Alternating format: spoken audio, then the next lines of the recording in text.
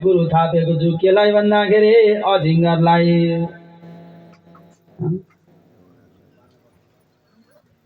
अजिङ्गरको आहारा केले मिलाइदिनुहुन्छ? दैवले मिलाइदिने काम गर्नुहुन्छ। त्यस कारणले राजन कहिले काहीँ खान पाइन भनेर चित्त दुखाउनु पर्दैन। पर्छ त?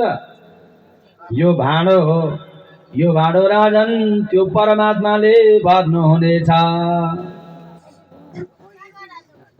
संसारमा फेरि कहिल्यै नभरिने भाँडो भनेको मानिसको भुँडी हो। यो चाहिँ कहिल्यै भरिँदैन मानिसको भुँडी चाहिँ। त्यो परमात्माले पुर्याउनुहुन्छ। अजिङ्गर कहीँ गछ त खोज्नलाई? छैन, खाएकै छ। मोटो को छ? उही नै छ। शान्त को छ? ऊ नै छ। आनन्दित को छ? ऊ नै छ। अजिङ्गर जस्तै बन्नुपर्छ। अब त्योभन्दा पछाडि